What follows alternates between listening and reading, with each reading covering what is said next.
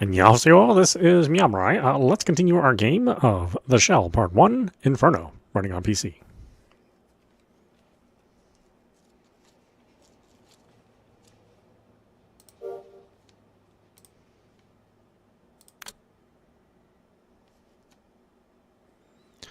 Just as I was about to grab a bite to eat... Oh, Reggie, 邪魔するぜ. Ooh, I forgot how loud this game is. A mountain of a man suddenly opened the door and waltzed right on in. なんだ、魚住。いきなりだな。He was Kyozo Ozumi. Though he looked like a thug, he was in fact an inspector at the MPD. Shocking, I know. I couldn't live with him, nor could I live without him. Much as I hated to admit, we'd been stuck together ever since we were brats, even during the war and my tenure in the police. Though I'd eventually ended up quitting the force first. 何しに来た？ご挨拶だな。てめえに頼まれた物を持ってきたんだろうが。Ozumi threw a sealed envelope onto the table. 例の組の名簿か。そうだ。本来は持ち出し禁止なんだからな。丁寧に扱ってくれよ。そういうんだったら投げ出すんじゃねえよ。I retrieved a thick stack of papers from the envelope. 本当にこの中に犯人がいるのか？ I kept flipping through the roster, not even bothering to spare Oyazumi a glance. 多分いないだろうな。I answered while running my fingers against the edges of the papers. 待ちやがれ、レイジ。じゃあなんでこんなもんを持ってこさせたんだ？いらないと連絡するのを忘れていた。けっ！ Oyazumi made a show of clicking his tongue and kicking the sofa with all his might. Easy there, buddy. You're getting dust everywhere. じゃあ何か？犯人の目星は全くついてないってのか？いや、その点は心配するな。I lit a cigarette. 現状に問題があった。被害者の町工場の周辺はすでに更地になっている。そこで発砲などあれば、どうしても周囲に響き渡る。まあ、そうだな。現に付近の住人も発砲音を聞いている。だろう？何事かと思って外に出た人もいるだろうな。現場から立ち去る人影を見た奴はいるのか？ Oyazumi shook his head. 目撃者がいれば、てめえに捜査なんぞ頼まん。顔は見えなくとも、背格好である程度は犯人を割り出せるだろうからな。The ashes of my cigarette fell into the ashtray. 警察に通報したのは被害者の家族か？ああ。外車と同居している息子夫婦だ。息子が倒れている外車を発見し、その嫁が警察に通報してきた。その息子夫婦は工場の売却には賛成していたようだな。おい、レイジ。Dread crept into Oyazumi's voice. 息子は調布飛行場の米軍基地で働く真っ当な人間だぞ。つまり拳銃程度ならいくらでも入手できるな。I stubbed out my cigarette. 確か今年中に米軍基地の一部が返還されるだろう。そうすりゃそこで働く人間は大幅に削られる。金はあった方がいいだろうさ。Oyazumi stroked his well-defined chin. いや、しかし証拠がない。そのくらい警察で探してくれ。俺ができることはここまでだ。わかった。こちらで調べさせる。Oyazumi headed for my phone. While I always credited him for being quick on the draw, he did realize that was going straight into my phone bill, didn't he? Would it have killed him to ask first? おレイジ、もう一件仕事を受ける気はないか？宗教絡みの詐欺師の調査なんだが。Oyazumi asked as he covered the receiver. そういうのは上野の探偵に回してやれよ。危険が少ない仕事を探しているようだったからな。A fellow detective from my police days had come to mind. 初体を持ってから守りに入ったのか？ Oizumi hung up the phone and turned back to me. 嫁さんが妊娠しているらしいからな。心配かけたくないんだろ。Dangerous jobs were for those who didn't have much to lose, after all. で、晩飯はどうする？月世界にでも食いに行くか。Oizumi practically coughed a lung up after hearing that. てめえ、なんでわざわざ吉祥寺まで行かねえとならねえんだ。じゃあいいぞ。俺一人で行く。I smirked teasingly, staring at Oizumi. いや、俺も行く。現場に行くついでだからな。Oizumi's face was red as a lobster. God, it was so easy to push his buttons. そうだな。京子の飯はうまいからな。関係ねえだろ。Ah, he's spitting everywhere. Gross. Whatever, I was too hungry to give a damn.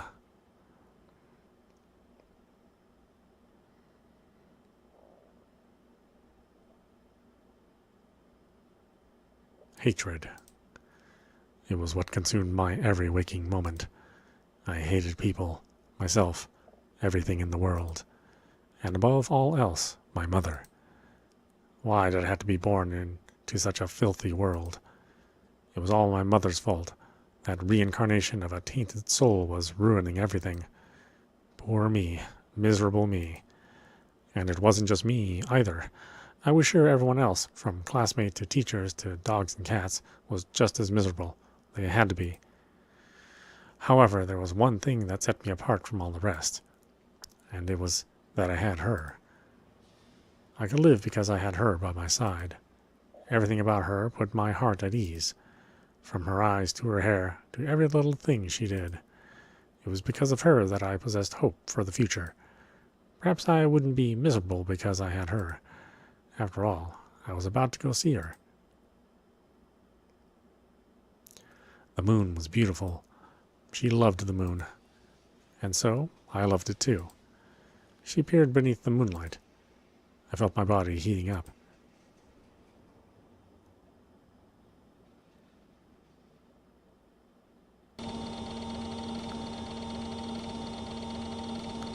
Introduction, Phantom Castle.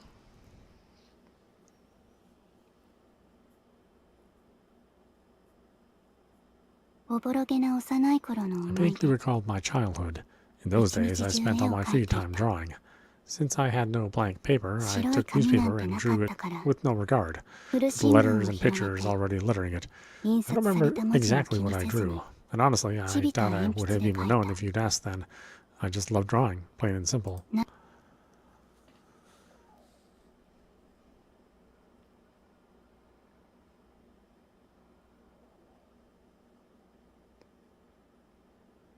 Oh, we're going with Kyozo's POV. 1956, February 29th. Moon's age 17.2. Waning Gibbons. Ozumi's bloodshot eyes and twisted scowl betray his irritation at being summoned to Inakashita Park first thing in the morning.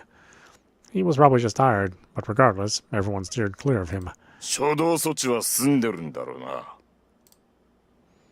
Ozumi grabbed a nearby police officer by the scruff of his neck. はい、鑑識課の方も到着しています。そうかい。Oizumi let the officer go and stepped over the rope, cordoning off the crime scene. He'd grown used to seeing corpses in his line of work, which was why he wasn't all that surprised with what he found waiting. But be that as it were, they couldn't just leave the body out in the open for all prying eyes to see. 鑑識はどこだ? So, getting right down to business was his best option. こちらです、魚住巡査部長。捜査の準備は整っています。おう、気になるところを調べていくぞ。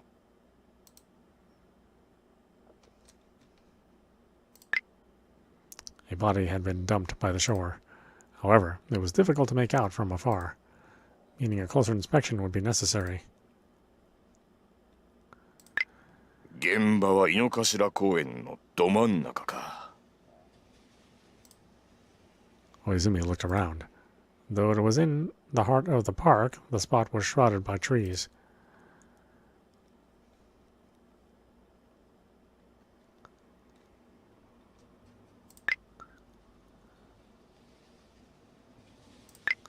Udeだな。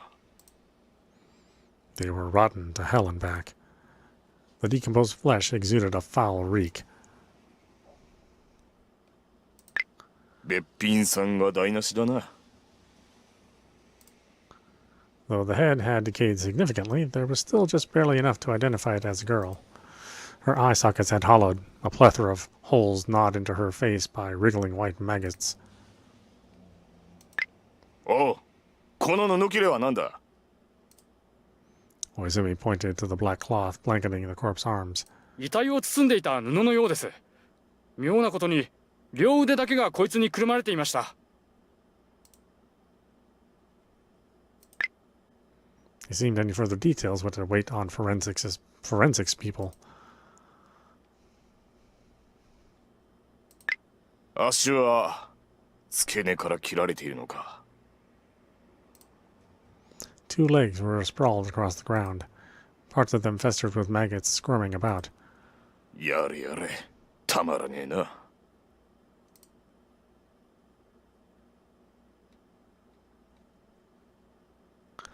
I know it's a little unusual that there's not the actual body drawn. I wouldn't expect there to be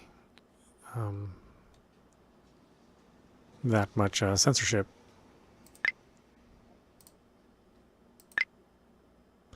Though the body's severed limbs and head were littered haphazardly across the dirt, the torso was nowhere to be found. おう、胴体はどこだ。まだ発見されていないようです。そうか。 It'd be a headache for everyone if it'd been dumped into the pond.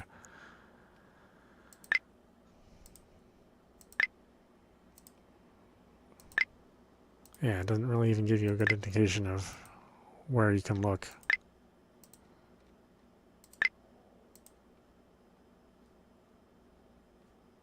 We'll end the investigation, I guess. It felt like there was still more to look into. Really? How?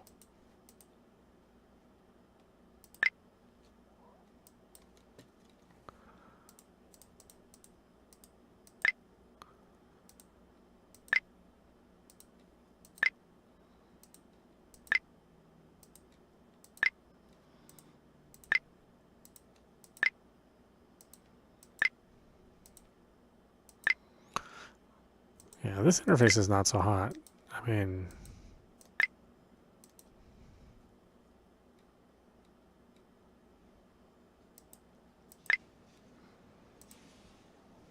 Trying if there's legs and arms and stuff. I was like, I don't even know.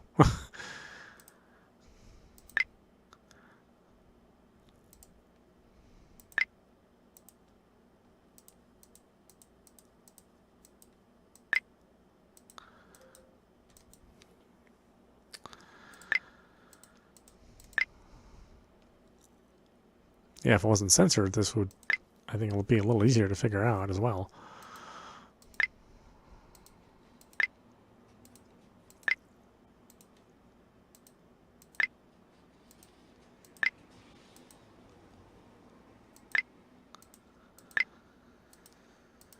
As it is now, it's just a guessing game. It's like, what do I click on exactly?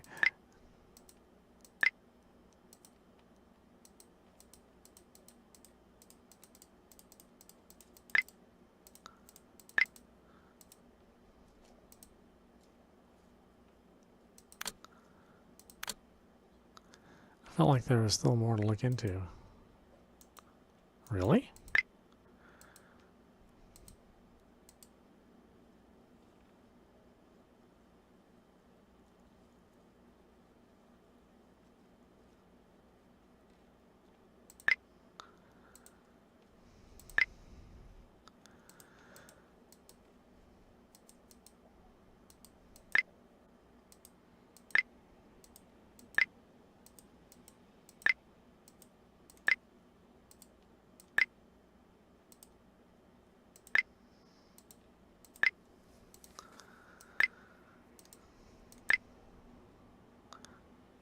Ozumi's nose stung with a fetid stench as soon as he unfolded the cloth. 宇治まで湧いてやがる。死んでから随分と時間が経っているようだな。宇治の成長具合から見て、この時期だと2週間近く経っているようですね。The forensics officer picked up and studied a centimeter-long maggot before giving his analysis. 2週間か。その間ずっとここに仏さんがいたわけはねえな。Meaning the murder must have happened somewhere else.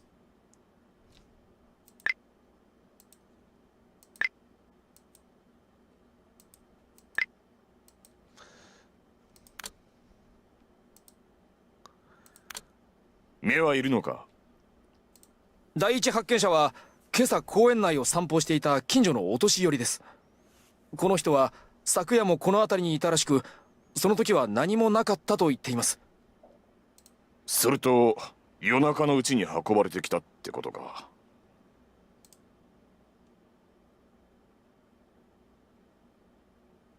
It was hard to imagine the culprit had dismembered the body at this very spot, considering the lack of bloodstains.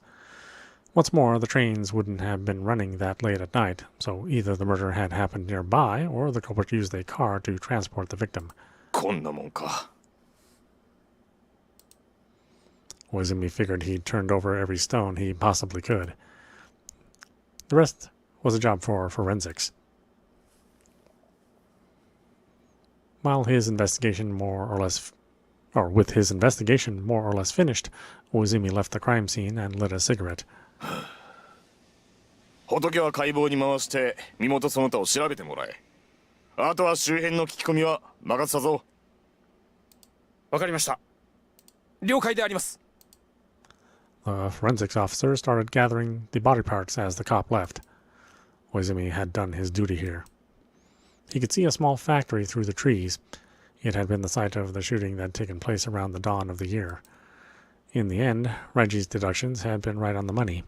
They'd found a pistol in the pond, and the victim's son confessed to his father's murder after they'd raked him over the coals a little. Though it wasn't exactly a laudable way to conduct a police investigation, Oizumi found it far preferable to letting the killer slip through his fingers. The motive had indeed been money.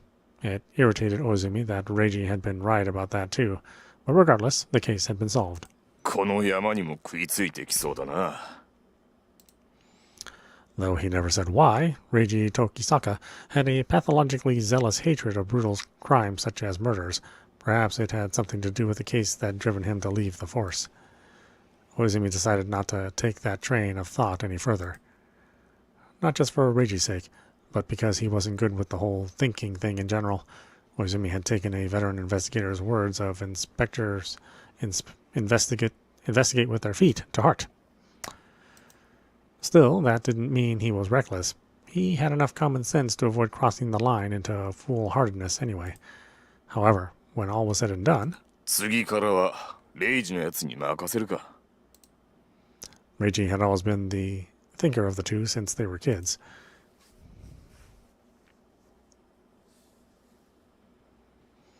By the time Oizumi had finished questioning the locals after his on-site inspection, the sun was already setting. 腹減ったからな。He made a point of saying that.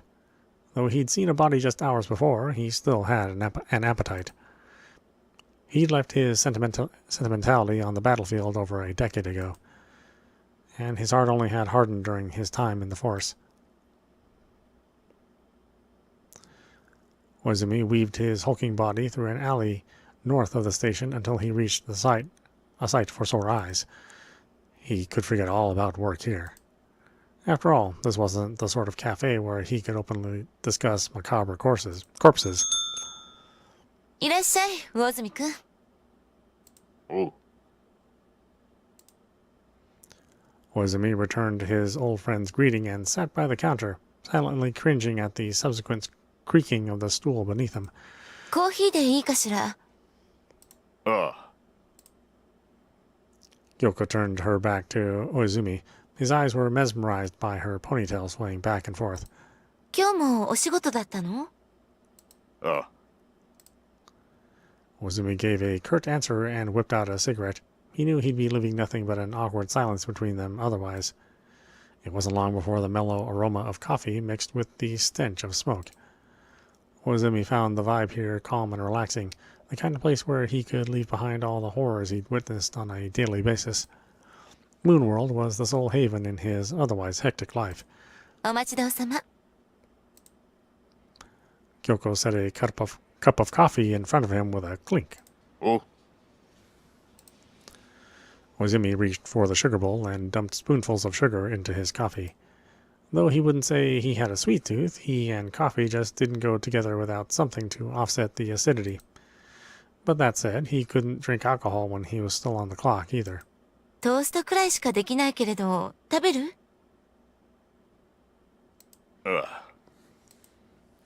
He wasn't boorish enough to ask for something Japanese under present circumstances. 少し待っていてね。 It wasn't long before the savory scent of toasted bread tickled Ozumi's nose. 昔は魚住くん、日本茶ばかり飲んでいたわよね。そうだな。 His answers were terse. 好みが変わったのかしら。かもしれねえな。 Ozumi bit into a slice of buttered toast. Kyoko chuckled as she poured Ozumi another cup of coffee. 私も昔はお茶ばかりだったわ。コーヒーを飲み始めたのは、そう、このお店に来るようになってからかしら。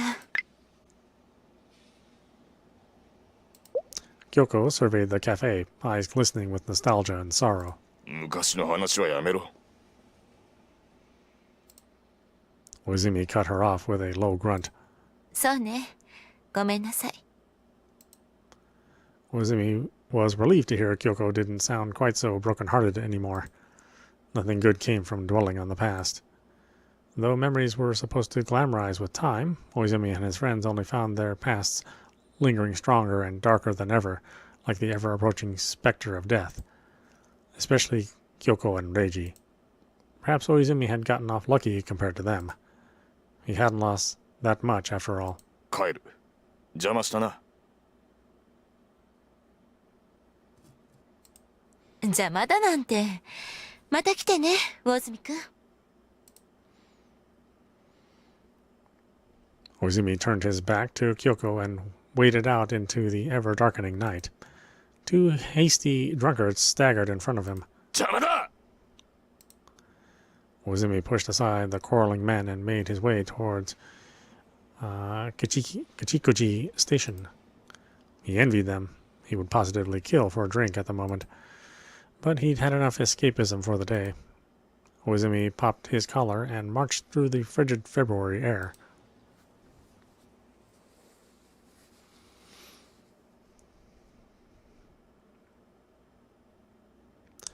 The white silhouette of a stark naked girl shimmered in the dark like the moon on the blackest of nights. Her rosy nipples heaved up and down. She was asleep. No, unconscious. A gloved hand slightly squeezed her arm. It was perfectly meaty and springy. No complaints there. The girl's wrist and elbow were unfurled, her armpit clenching up into a meager show of resistance. However, she slept peacefully, which was proof that she'd only fought back unconsciously. Moments later, a leather strap was wrapped around the girl's waist, securing her to the table. Next, her left arm was restrained to the edge in a similar fashion. This should do. Finally, the room shuddered with the hoisting of a hatchet sitting in a corner. The blade seemed somewhat chipped, but it wouldn't impede the task ahead. Steady hands firmly grasped the haft, setting the edge of the cold steel against the girl's shoulder. It dug into her flesh slightly, but hardly enough to leave a mark. All right, here we go. And a moment later, the silence marking domination over the space came to a violent end. The air ruptured with the girl's voiceless scream. A moment later, the hatchet tip dug into the table. The girl's left arm slackly dangled. The fierce grip behind the hatchet came into play, forcing the blade through sinew and bone. The arm crashed down onto the floor, trailed by crimson spurts of blood. The girl screamed even louder, flopping up and down on the table like she'd been electrocuted. Good thing I tied her down. The girl's arm, still convulsed and spurting blood onto the floor, did not remain there for long. It was wiped down with a brand new towel, dyeing the fabric burgundy in the blink of an eye. We don't need this blood. It took towel after towel until the arm that had been severed from that abhorrent body was as pristine as sparkling glass. Careful hands wrapped that amputated appendage in a cloth. Now then. A pair of eyes turned their attention to the weakly convulsing sack of flesh. The girl had long ceased screaming, emitting raspy sounds akin to air hissing out of a punctured tire instead. Gloved hands eventually made their way around the girl's legs, unfurling them. However, she no longer had the strength to resist.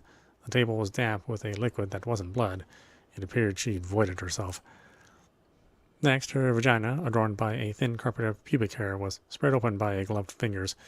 She was wet, almost as though they'd been engaged in foreplay mere moments ago. Her labia wriggled from time to time. Disgusting.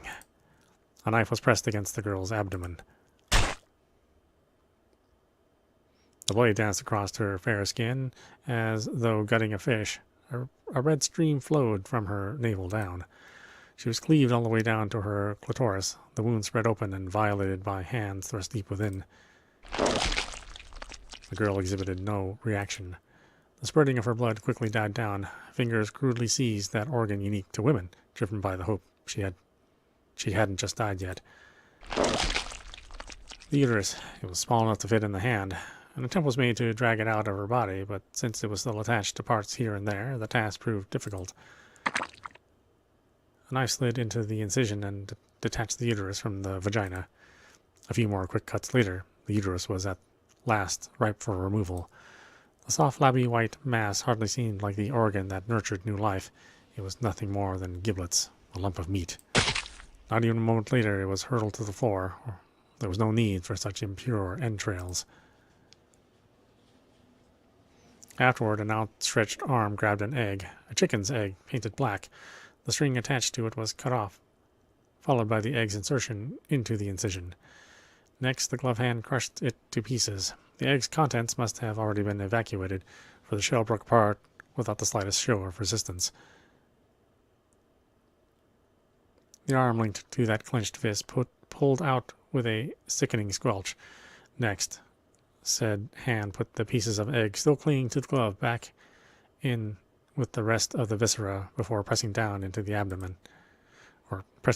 abdomen. Finally, a needle was threaded and stitched the incision shut.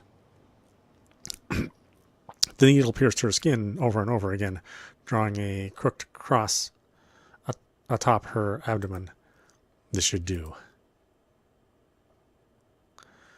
A nod for a job well done was quick to follow the end of this crude surgery. All that was left was to dump the body.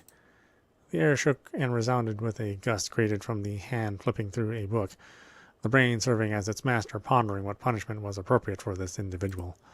The lump that had once been a living, breathing girl was promptly wrapped in a black cloth. Time to go.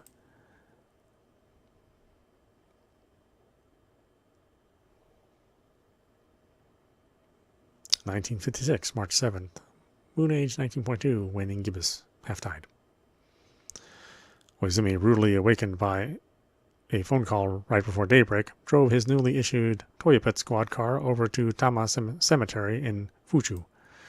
A dense fog cloaked the graveyard. Koizumi loudly stomped on the withering branches as he ventured further in.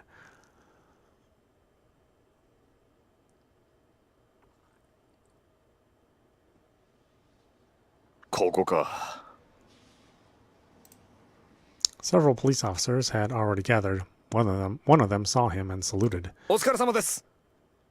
おう、どうなってんだ? The officer gestured towards the rest of the assembly. 第一発見者は付近の住人です。昨晩遅くにここで何かが燃やされているのを発見したとのことです。で、仏はどこだ? こちらです。 The officer led Koizumi over to the corpse. A grim tension was palpable throughout the cemetery. It was highly unlikely that a run-of-the-mill burned corpse could have produced such a baleful atmosphere. There had been far too many disturbing murders recently. That wasn't even getting into how they still weren't any closer to unraveling the mystery surrounding the dismembered body from the other day. 嫌な感じだ. A noxious odor bored into Oizumi's nostrils. It was the stench of a battlefield. The stench of a village seared to a crisp by incendiary bombs.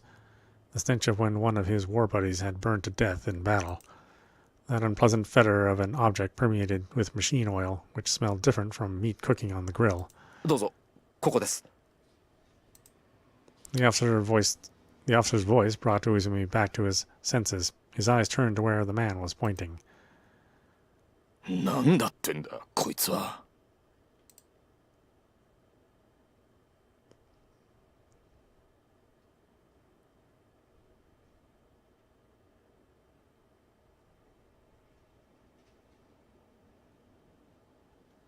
What he witnessed defied all understanding. The sight was absolutely baffling to a realist like Uizumi. There really had been far too many murders as of late. It was way too much for him to handle by himself. 奴に任せるか。 A certain detective who only ever stuck his nose into crimes like these came to mind. Yes, this was perfect for Reiji Tokisaka.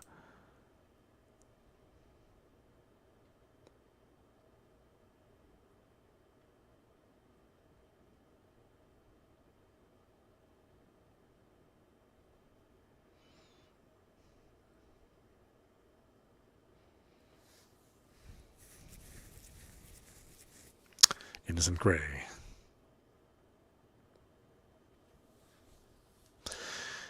Well, normally you would probably be hearing music during this intro, but like I said, visual novels tend to, or visual novel music publishers tend to go after YouTubers quite a bit.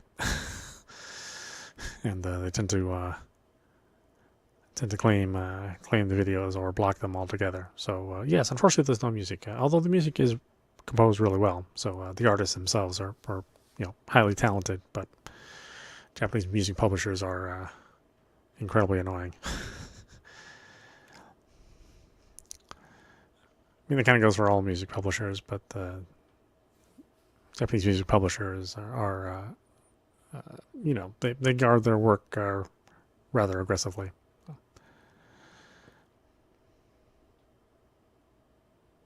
And in a world where there are, video games with that include sound, we're not in the age where there is no sound in video games. It can be rather troublesome for somebody like me.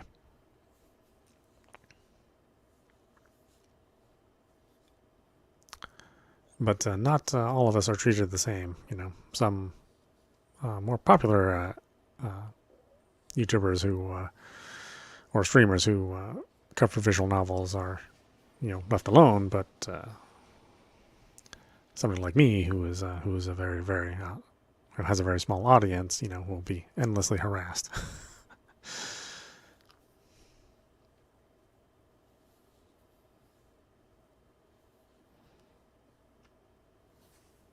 And I think this is appropriately censored for covering here. Obviously, the subject matter can be a little disturbing. This is a murder mystery, after all.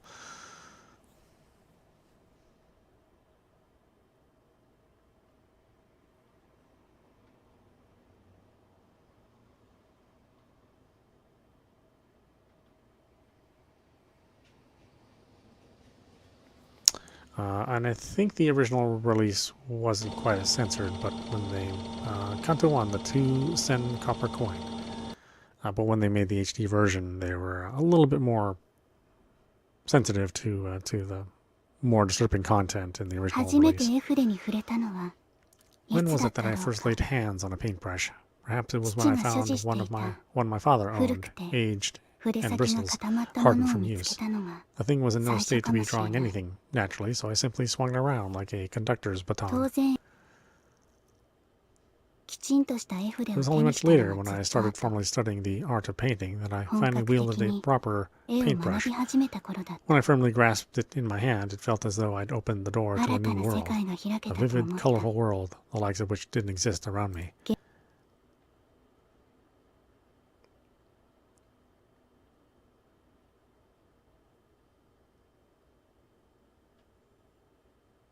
(1956) March 3rd. Moon's age 20.2. Waning gibbous half tide. I, Reiji Tokisaka, was drafting a report at my detective agency in the heart of Shinjuku. I summarized the details of the case with a cigarette in my mouth and the occasional swig of whiskey. The case in question had been rather standard, all things considered. A rich man was murdered and his son was arrested. However, the son kept claiming innocence. Thus, I cleared his name by finding proof that the father had in fact taken his own life. And with that, it was a wrap. I scrawled the son's name in the client box, concluding the report. I reclined against my chair. After getting a much-needed stretch in, I stubbed out my smoke, pulled a new one out of my cigarette carton, and lit it up. The smoke rose up before being dispersed by the ceiling fan. That was it. Case closed. My job was done.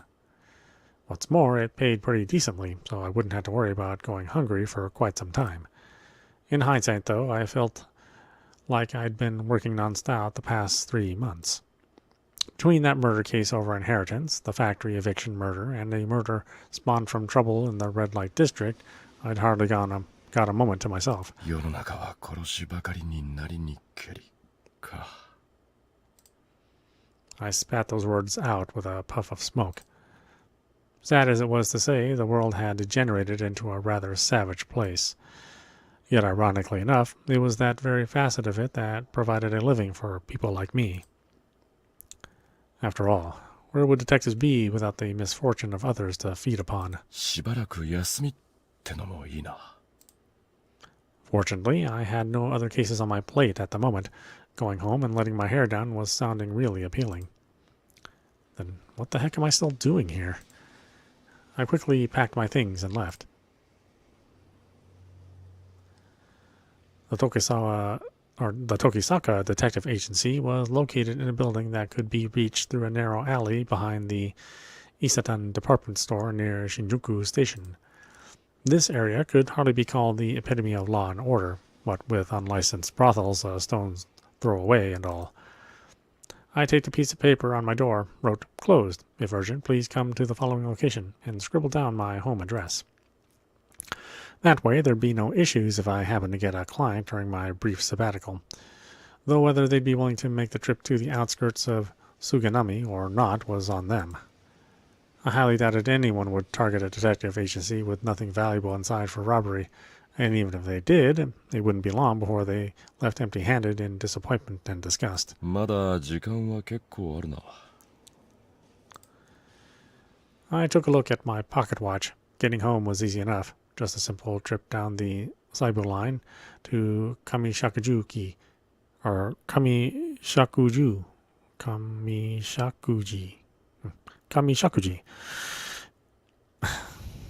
I've never heard of that area. But I figured I'd take a little detour first.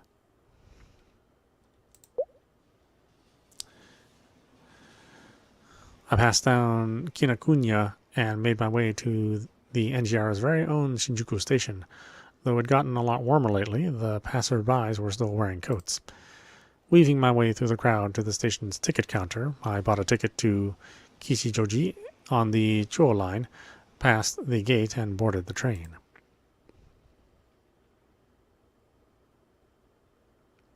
It was already 11 p.m. by the time I reached Kikujoji. After walking through the station's north exit, I passed by the shopping district, founded on the remains of the black market until I reached my destination. The cafe, Moonworld. A place with pretty good coffee and pastries. I came here quite often, even though there were plenty of cafes closer to my agency. The fact that it was run by an old friend of mine played a fairly large part in that.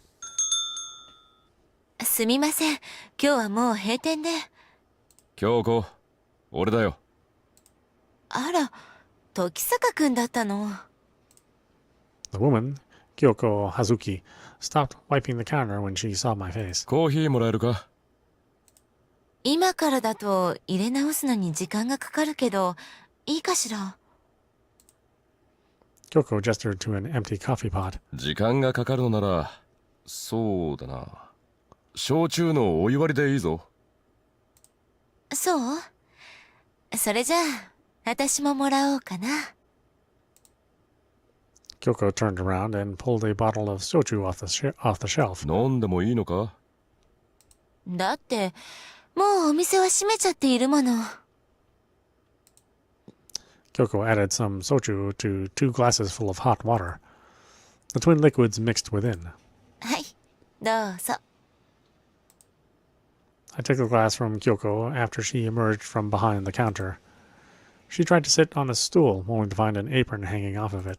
あら、あの子、ここに置いていっちゃったのね。あの子。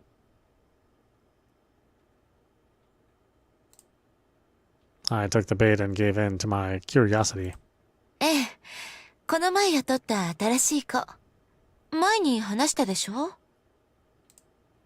Oh yeah, I think she might have mentioned that. 住み込みだし、部屋にいるから呼んでくる？いや、今度でいいさ。もう夜も遅いからな。I tipped my glass and gulped down the mild soju. そう？ Kyoko answered curtly before sipping her own concoction. おいしい。そりゃ、カストリ焼酎とは違うだろうからな。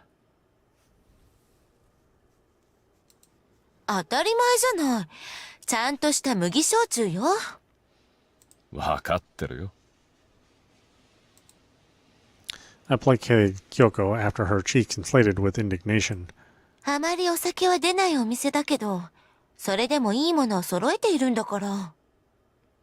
わかってるさ。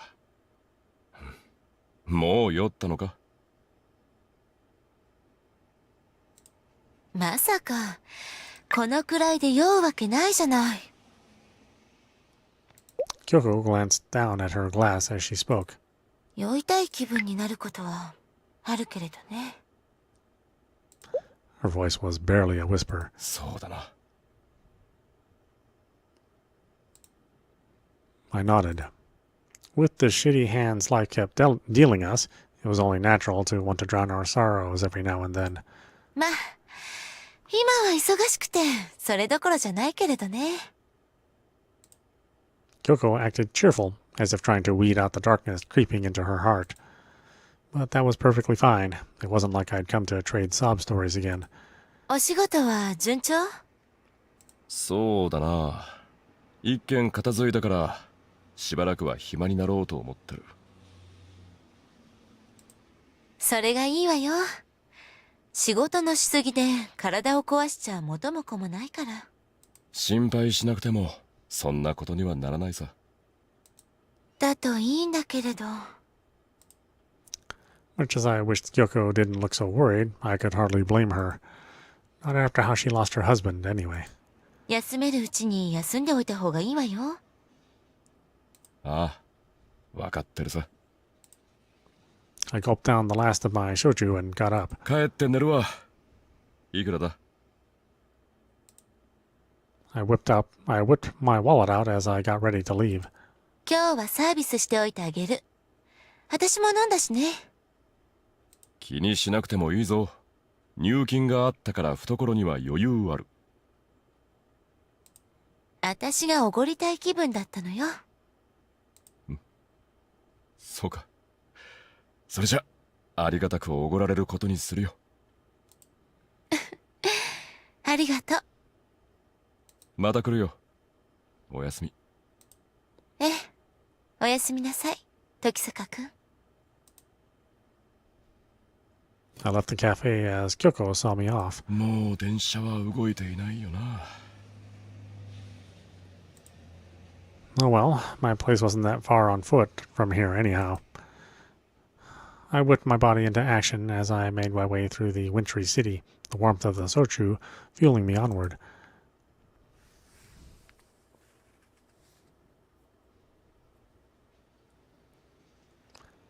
I truly did love her.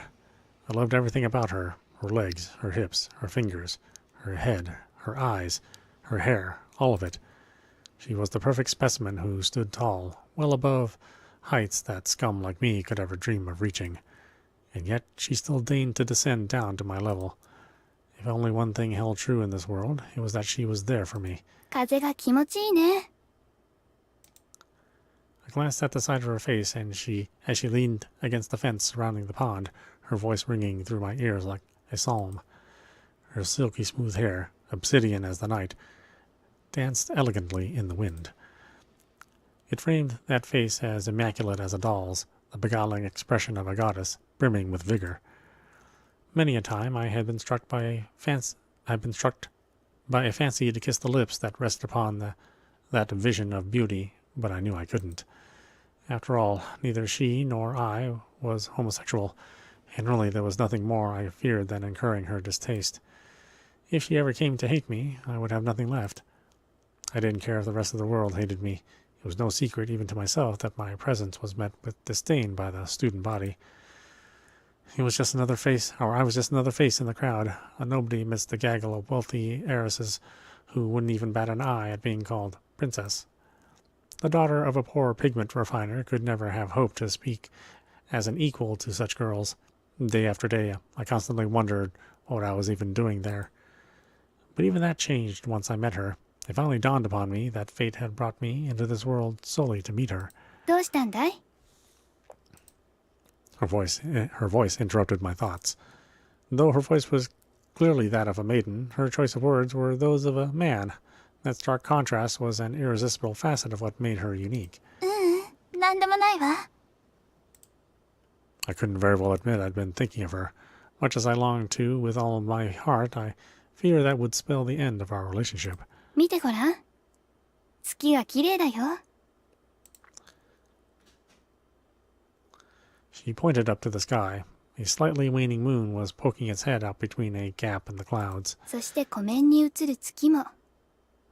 ゆらゆらと揺らめいて。なんとも。ええ、とても。 I nodded. She was part of the landscape I could see. Not even the Renaissance masters of old could ever hope to replicate the pure spectacle of seeing her, the moon and the pond together. そして君も。 Suddenly she held my face in her hands. A simple touch from her was all it took to set my heart ablaze. そうだね。綺麗な瞳だ。 Her face was right in front of mine. I could feel her breath caressing my lips. 髪も伸びたね。私たちが出会った頃はもっと短かったのに。 She wrapped my hair around her fingers. I yearned to be like her. That was all. That was why I'd started growing my hair out. I wanted to resemble her as closely as possible. That way, I could catch her eye, even if only for a fleeting moment. でも、私、癖っ気だから、お手入れ。それはいけないな。今度私が使っている洗髪料をあげるから、試してみるといい。本当? I shot her face a skeptical look. 嘘をつく意味がないじゃないか。 She smirked, looking every bit like a mischievous kitten. I wanted to embrace her. I wanted to hold her and feel all that she was. I wanted to know her. そろそろ帰ろうか。 She spontaneously uttered those words of parting. The time had come for the carriage to turn back into a pumpkin. もう少し、一緒にいてもいい? I didn't want to say goodbye. I didn't want her to leave me. I wished for nothing more than to savor the time we had all to ourselves, for the sands in the hourglass to halt so as to perpetuate this moment. 仕方ないな。それでは家まで送っていきましょう。お嬢様。 And with that playful jab, she took my hand and gave me a little peck on the fingers. That simple little gesture drove me to paralysis so profound that I couldn't even so much as look her in the eye.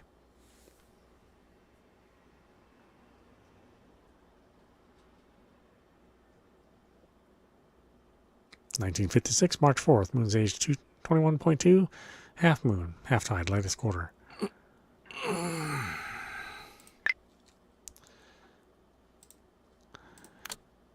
Okay, why don't we stop it there? This is meowmurai. You've been watching The Shell, Part 1, Inferno, running on PC. Anyway, I hope you enjoyed watching. I will see you at the next stream.